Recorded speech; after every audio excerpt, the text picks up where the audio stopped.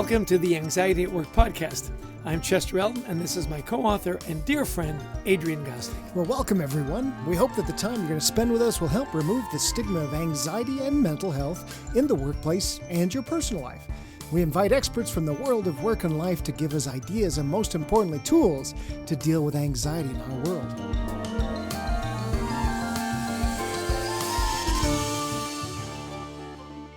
And our guest today is our new friend, Nataly Kogan.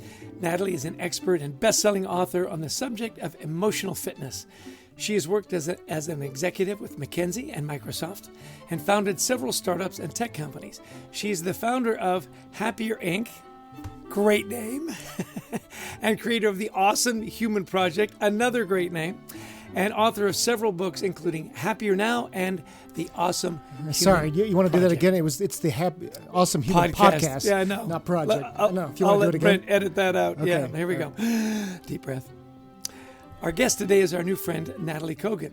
Nataly is an expert and best-selling author on the subject of emotional fitness. She has worked as an executive with McKinsey and Microsoft and founded several startups and tech companies. She's the founder of Happier Inc., one of the great names of a company out there, and the creator of the Awesome Human Podcast, and author of several books, including Happier Now and the Awesome Human Project. Welcome to the show, Nataly. We're delighted to have you on the podcast. Thanks for having me. I'm excited to be here. Oh, this is great. You know, you talk very vulnerably, I think, about your own burnout as an executive. So we wanted to start there. Walk us through your story, and more importantly, what you learned and how it led to the work you're doing right now, Nataly. Yeah, I think if you told me 10 years ago that I'd be, writing a book about or speaking on stage about or talking to you all about a burnout, I would shoosh you out of the room because I came to the U.S. as a refugee when I was a teenager, and that kind of instilled in me this idea that, it doesn't matter what happens in life, you just grit. There's this word grit that's very popular now. I didn't know it at the time, but it was like grit and bear it. So not grin and bear it, but grit and bear it. And so I subscribed to this idea both as early in my career and then as a leader, of being a martyr, right? So work really, really hard, care about my team, care about our performance, care about our mission, and just completely ignore my own emotional health or mental health. To be honest with you, actually, I didn't even have any awareness of these things, so it was easy to ignore. And so I know what I'm saying is probably a lot of people listening. Well, you guys are nodding. I think people are listening because we have this idea of servant leadership that I think most of us misinterpret. I did, and I work with a lot of leaders who do, as martyr leadership, as ignore your own needs, focus on others. So that's what I did for 20 years as a leader until one day that's it. I couldn't function anymore. And burnout is a complicated issue. We all experience it differently. I do want to say that. But in retrospect, I was burning out daily for years, maybe decades. And some symptoms of that for me and, for others include things like just feeling at the end of the day that you're just on empty, like you have nothing else to give. Starting to resent work that I actually love doing, which is also a very common sign of burnout, is resenting something that you otherwise love. I started to withdraw from any social interactions, like including with people on my team who were friends, and just this general feeling of dread. Just every day was dread. So I had been experiencing this for decades, but I didn't have any awareness of, I lived from my neck up. Always grew up in a very kind of intellectual, cerebral way. And so it took burning out, this overwhelming experience that I went through, where I just stopped being able to function, which is really painful to say. I stopped being able to function as a leader, as a mom, as a human being. And, the painful irony was, here I was running a company called Happier, which I had founded with the mission to help millions of people realize their full potential, right, through these science-backed methods. And I couldn't function. And so it was an incredibly painful experience, but as often, there was a blessing in it, because for the first time in my life, I had to stop and actually think about, how do I do this work that I love, but how do I do it in a sustainable way that also honors me as a person? And I didn't know what to do. I just want to be really open about that. I had no plan. I didn't know what to do. This was all new to me. So I dove into something I always respected, a lot of research. My father is a scientist. I grew up with a great respect for science. So I read every research study and books around new things to me, like emotional resilience or even acknowledging your emotions. And over a couple of years, not only did I heal my way out of this burnout, but I developed what became known as the happier method. And then I said, hold on a minute. I know I'm not the only person who has these mindset shifts that need to be made or who is struggling. And so that's how I got to doing what I do now, which is teaching this method to leaders and people in the workplace. And at the core of it is the lesson that I learned that life is always hard. Life is challenging. Leadership, being a leader is hard. I think I begin every keynote I give to leaders by saying, let's just acknowledge being a leader is hard. But while life is full of challenges, we can learn to struggle less through them. And we do that by improving our emotional fitness. And the final thing I want to say about my journey is I used to think there was a choice I had to make. Like I either could take care of myself and my well-being, or I could be a great leader and be successful. And what I've learned is it's the opposite. I have so much more to give as a leader, as a person, as a human, because I invest in myself. Isn't it so interesting? It's like the cobbler's kids have no shoes, right? Here you are, the CEO of Happier Inc., and you're the most miserable person on the planet. Yeah. You talked about emotional fitness, and I want to go there. This idea, you say there are 5 core emotional fitness skills. Mm-hmm. So walk us through how they're important and how you do that, the 5, right? Yes. So before I dive into the 5, I just want to give a definition of emotional fitness. Sure. Because I want our listeners to know. So the way that I define emotional fitness, it's a skill of creating a more supportive relationship with yourself, your thoughts, your emotions, and as a result with other people. And one way to think about it is, I think we all know what physical fitness is, right? Like when you're physically fit, you have greater endurance, you can run longer, you can lift bigger weights. With emotional fitness, when you're emotionally fit, you have greater inner resilience. So life can throw all kinds of challenges at you, but you have this toolkit to help support yourself through them so you struggle less and actually have more energy to do all the things you want to do. And so the way to improve your emotional fitness, this is the 5 skills that I've identified and that I teach.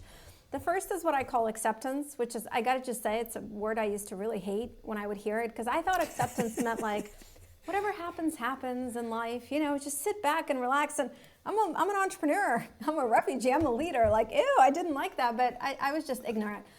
Acceptance is not about being passive. Instead, acceptance is the most powerful skill to help us focus on things that we can control and not waste our energy on things that are outside of our control. So the way that I define acceptance, it's a skill of looking at the situation or the challenge ahead of you with clarity, so focusing on the facts, like here's what's going on, instead of judgment. This shouldn't be like this, I shouldn't be like this, I wish it were different, and then using that as your starting point to say, given how this is, what is one thing I could do to move forward? What is one thing I could do for myself, for my team, for the situation to move forward with less struggle? It's an incredibly, incredibly powerful skill. The second is gratitude, which is probably more familiar to folks, but just to define it, gratitude is a skill of zooming in on small positive moments that are already part of your day, even when life is challenging, and being really generous with expressing your gratitude to others. And the reason gratitude is so essential is because all of our brains have what's called the negativity bias. We are all much more sensitive to anything that is wrong or could go wrong or did go wrong. So the best way to counter that, to balance it out, is by practicing gratitude so that our brain doesn't ignore all the many good moments of comfort or hope or kindness that are there, but our brain will ignore unless we practice gratitude. So that's the second skill. The third is the skill of self-care, which I find to be the most misunderstood concept. And I raised both of my hands. I also misunderstood it, partly because of the way our culture talks about self-care as like some kind of a gift or a luxury you get. Once you get everything done and take care of everyone else, here, you can have a little self-care. Well, it's the opposite. So I define self-care as a skill of fueling your emotional, mental, and physical energy. The reality is that none of us are superhuman, And we all have a limited amount of emotional, mental, and physical energy. And everything we do throughout the day requires energy. Listening to me right now requires your energy. Me talking requires energy. So if we don't intentionally fuel our energy reservoir, we will run out. And everything we do requires energy. So it's not like you can, cheat the system. Like no one here, and this is what I think I used to think, Chester. I used to think that, okay, well, I'm exhausted. I haven't slept. But it's okay. I can go and lead my team. You can't do things on empty. So self-care is a skill of fueling your emotional, mental, and physical energy. So acceptance, gratitude, self-care. The fourth skill is intentional kindness, which sometimes people get surprised when I talk about kindness as a skill, because I think we all, we've heard this expression of like random acts of kindness, and we know be kind is good for us. Well, I say this with love. I don't care if you're a kind person. What's important is that we practice acts of kindness intentionally. As human beings, we cannot function alone. One of our core human requirements is to feel like we belong, that we're not alone, we're part of something. And so we need to fuel and strengthen our relationships. And the best way that I know how to fuel and strengthen your relationships at work and outside of work is by doing something kind towards another person, but not expecting anything in return. And this is a really key part of kindness and part of the practice.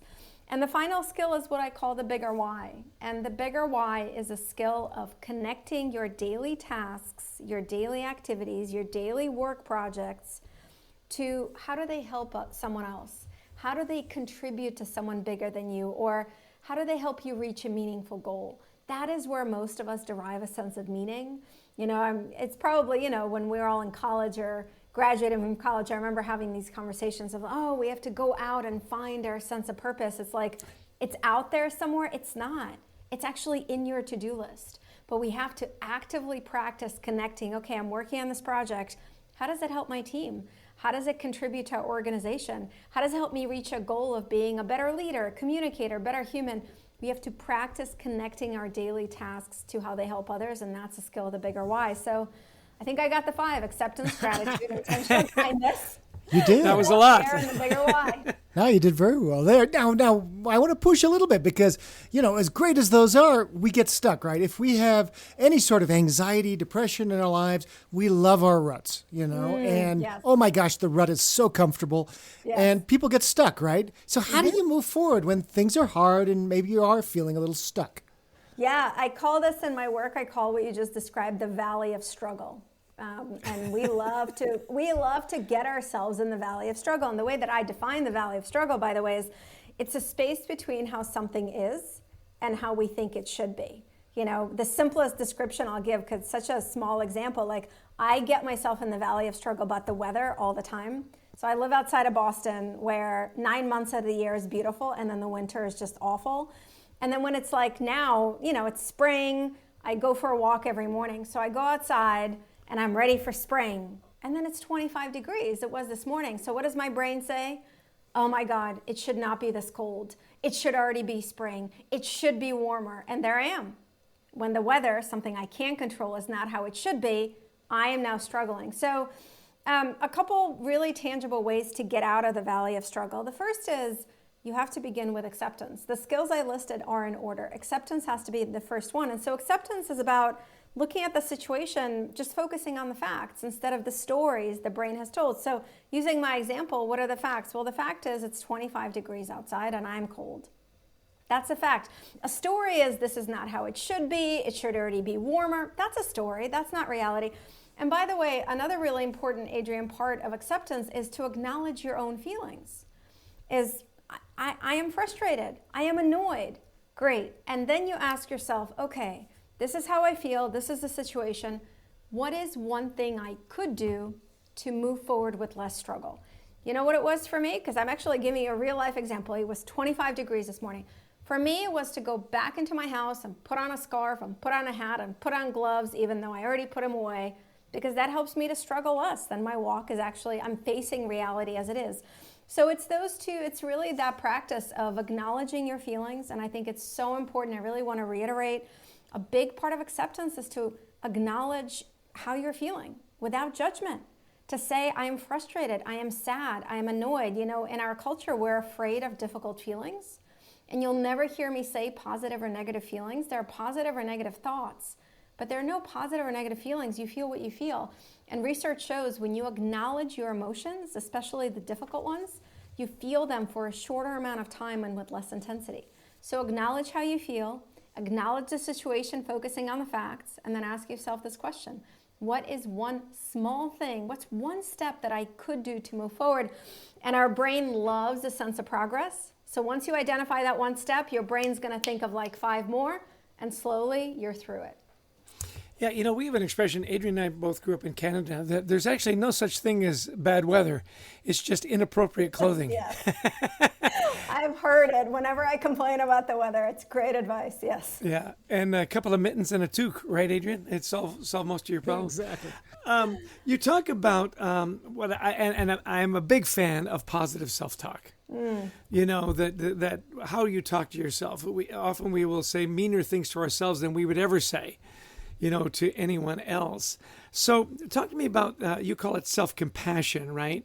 And I also read where you said you have become an editor of your own thoughts, which I thought was really interesting. Can you explain those concepts and how they're important, positive self-talk and editing?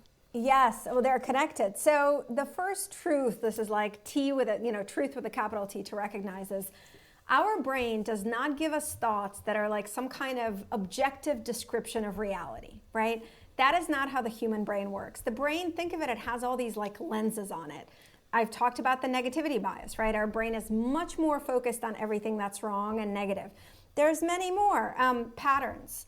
Everything that's happened in our life, our brain takes that and it starts looking for those patterns in our new experiences. So the shorthand is your brain, we don't see things as they are. We see them as we believe they are. It's also known as a confirmation bias, right?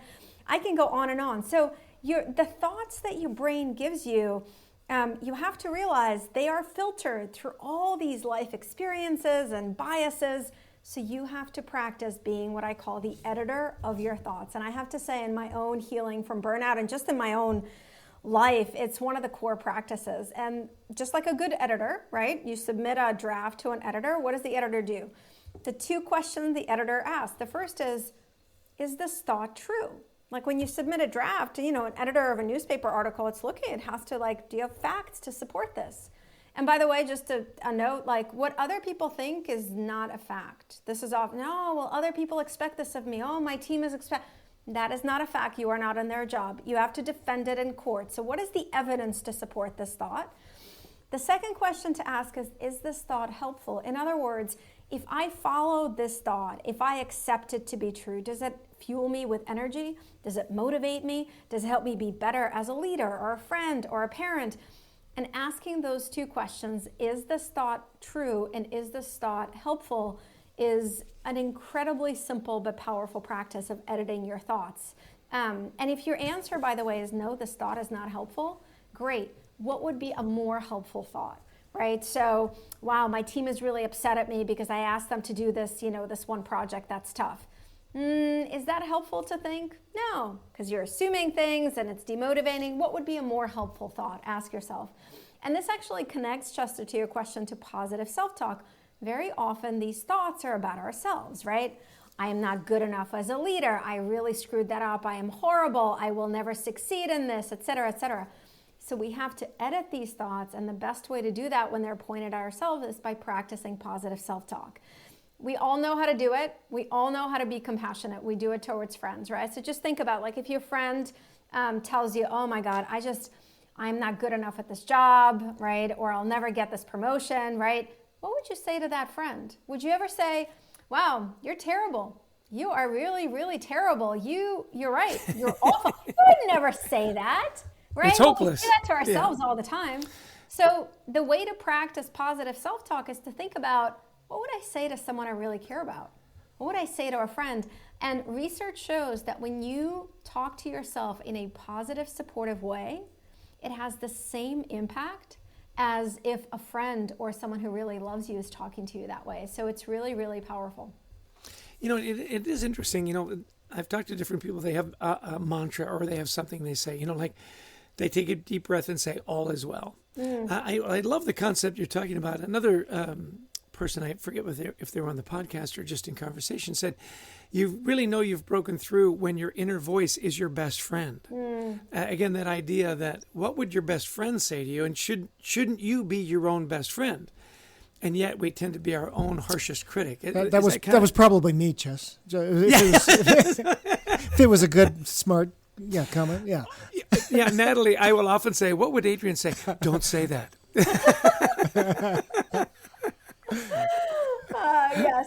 Sometimes we have to filter. But, actually I want to say something about that. I used to believe that, and I work with so many leaders, and so many of them believe that self-criticism helps them improve.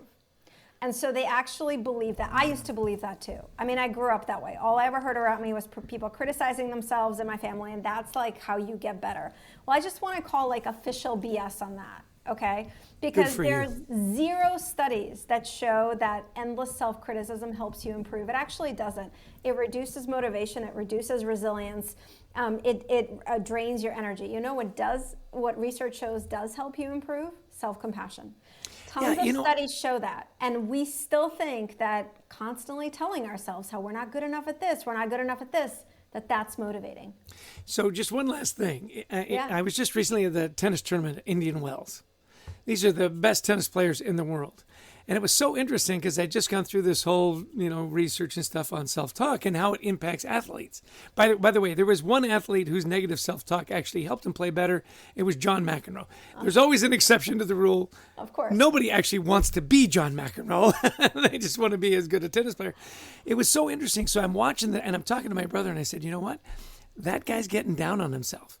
She's getting down. She will not win this match. He will not win this match. And you know what? We were right 100% of the time. It was amazing. Well, it's documented, and you can think about it the following way. It's really it's something we don't think about. Your words, the words you use to describe the world or about other people or about yourself, they dramatically impact not just how you feel, but what your brain is focused on, right? And we don't think that way. So I often remind people, your thoughts are not free.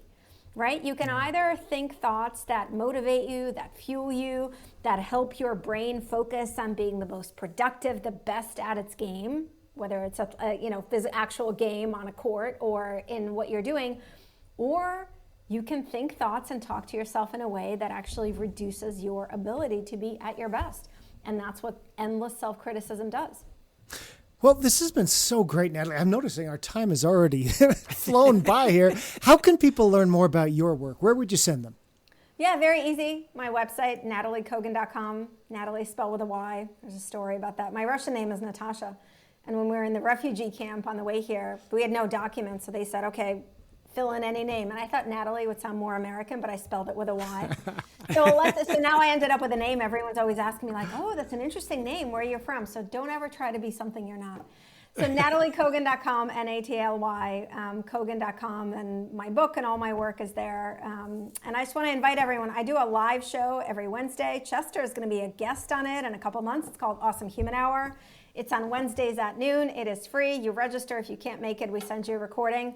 And Chester, I can't wait for you to be a guest. So we'll switch roles. You'll be in the guest There you seat. go. Can't wait. It's going to be great fun. You might say, awesome. Yeah. I may. And I just hope you can get him out of his shell, Nataly. I will do my best. Yeah, if you would. Hey, so last question from my perspective is somebody who's gone through burnout, and you say it's so individual. What daily practices do you do to keep your emotional fitness at the level that you want it to be at, to help you achieve all you need to? Yeah, so I'm not going to go through all of them because the thing is I practice all these skills in different ways. But I want to mention a couple things I do every morning because the way we start our day dramatically impacts the rest of how the day goes. Our brain has a lot of inertia. So I think about in the morning, what do I do today to fuel my mental, emotional, and physical energy, right? Because you can't give what you don't have. If I'm on empty, I can't give. So I've already mentioned I take a daily walk. If at all you can take a walk outside, it's a really, really powerful way to fuel yourself. I don't formally meditate, but I have some time of what I call stillness and silence every morning. And that's a beautiful part of acceptance, just to become aware, to check in with yourself and be like, well, how am I? We check on others, right? So this is a way to do it with yourself. And gratitude practice is part of my everyday. And I either write down things I'm grateful for, I'll write gratitude notes to my husband and my daughter, someone I'm working with. It's a cornerstone of every day. Sometimes I'll do it in the morning, sometimes in the evening, but I find just these couple things that I've mentioned, it's such a powerful way to set yourself up for having the best possible day that day, which doesn't have to be your best day, but it's the best possible day I can have that day. So, I love those practices. Mondays are tough for me for some reason, just lately. Nice long walks outdoors really, really does help fuel my day. And I love the way you put that. Well, listen, if you wanted people to remember just one or two things from the conversation, those gems, what would they be? I would give you one sentence, and I say this at the end of every workshop and talk I give. You can't give what you don't have. You cannot give what you don't have, not for lack of trying, and not for lack of your desire, but the fact is that we're all human beings, and in order for us to lead others, in order for us to bring our best to our work, to our interaction with people we care about, we first have to take care of our own emotional fitness. So you can't give what you don't have. That's brilliant. Wonderful. Yeah. Thank you, Nataly, so much for sharing your wisdom with us and for all you're doing to help so many people out in the world. Thank you. Yeah, we're grateful for you. Nataly with a Y. Don't forget. Nataly Kogan with a Y. Thanks so much for your time, Nataly. No, thanks for such awesome conversation. Loved it. Thank you. Adrian, an awesome guest. I don't say that lightly. Nataly was beyond delightful. Tell me two or three things that you took away from the conversation. Well, just so relevant to everything that we talk about in our book, Anxiety Work. She talked about, this idea of, managers, you put your oxygen mask on first, right? She says servant leadership has become muted to become martyr leadership, and it's leading to burnout. I think that was really important, that we have to lead in a sustainable way, that we can't be martyrs anymore, or we won't be able to lead our people. Right. The valley of struggle. I put a big circle around that, how it is and then how it should be. Hey, this isn't right. It should be different. And we spend all this time when the facts right in front of us are telling us, yes, and it's not that way. So what's that one thing? And wasn't that interesting? Find one thing that you can do and it will trigger more. Start with that one thing. I thought that was brilliant. Yeah, no, I thought that was really important as well. Under that idea of acceptance and pushing out, those, our inner voice of, look, it's not what people say, it's not what we think is the truth, but being the editor of our own thoughts was very powerful. First off, is it true? Well, yeah, because other people think this, or I think they are judging me. And okay, so what facts do you have to back that up? Well, I just know how people are. That's not a fact. Secondly, is it helpful that you're thinking this? Probably not. So what if you're wrong?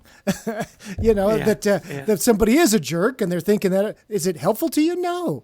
And so edit your thoughts. Be more positive. I thought it was really great. Yeah. The tough part, I think, is on that when you know somebody really well. I do know what you're thinking, Adrian. And I do know. After 22 years working together. Oh, yeah. You know everything. I'm at your mercy every time. I could make you cry in just a moment. Yeah. I can make you cry. I know I can. The gratitude piece I thought was wonderful. And that was part of her daily practices. A note to her husband and her daughter, writing some things down. And of course, our book, Leading with Gratitude, we talk all about that. I loved, again, when she said, start your day in a way that fuels you. I never thought of it like that. I thought, okay, I'm going to do this because I know it's going to make me feel better. When you think about your gas tank being, low, or your phone, a low charge, how can I fuel that up? Because what did she say at the end? You can't give what you don't have, which exactly. I thought was brilliant. And that we do have to deal with difficult conversations and difficult feelings. And, we were just chatting with a doctor, an MD, who said, the way that our children process things early in their lives will help them process things later. It just makes a lot of sense. And yet, how often do we just have that, rub some dirt on it mentality about mental health? We have to be able to do that and realize that, for whether it's our children, ourselves, our brain does not give us an objective focus of reality, that we are skewing things and seeing them as we believe, and that we have to help those in our care see things a little bit more objectively, a little bit more positively. Yeah. One thing she said that was a little shocking until she explained, she goes, I don't care if you're a kind person. I thought, well, wait a minute. Shouldn't we care about that? She says, I care that you do kind things. That you're a kind person that does kind things, that you put that into action. There were so many wonderful things that she said that helped me to kind of reframe things. Yeah. I'm fueling myself, that self-talk, if you're a kind person, then do kind things. There was always this call to action that I really liked about what Nataly was saying. Start with that one thing, go for a walk, and there were just so many gems. This is a podcast that I could listen to 2 or 3 times and each time take away something good. Absolutely. This really was one of our best podcasts because of how practical it is. So we want to thank Nataly for being on, and we want to thank our producer Brent Klein for the amazing work he does, to Christy Lawrence, who helps us find such terrific guests like Nataly, and to all of you who have listened in and downloaded the podcast and help us to grow this movement to help with anxiety at work. Yeah, we really do appreciate the fact that you give us, 45 minutes of your day. I mean, everybody's busy. You could be doing whatever you want with that. So we're really grateful that you're giving us your time. And as Adrian said, if you like the podcast, download it. Share it with friends. Share it with somebody that you think could benefit from some of these wonderful practical tips that Nataly shared with us. And join our online community, WeThriveTogether.global. We're creating a safe place for people to talk about their anxieties. And we love speaking to audiences. We've done it around the world. We've presented in over 45 countries. So if you've got a leadership gathering and you think that addressing mental health, culture, these practices of gratitude, please give us a call. We'd love to talk to you about your event. That's great. We do, and we've Chester. What are you up to? 8 continents now you've spoken on? Is it 9? Pangora. If you count Greenland and Atlantis, we really do appreciate your time. And of course, buy our book, Anxiety at Work. There's 8 strategies there in dealing with uncertainty and helping you with resilience and getting stuff done. I keep coming back to this. The thing I loved about Nataly is it helped you do stuff, helped you get stuff done. And there's a lot of tips in our book about that. Available on Amazon and fine bookstores everywhere. Hey, thanks everybody for joining us. Until next time, we wish you the best of mental health. Take care and be well.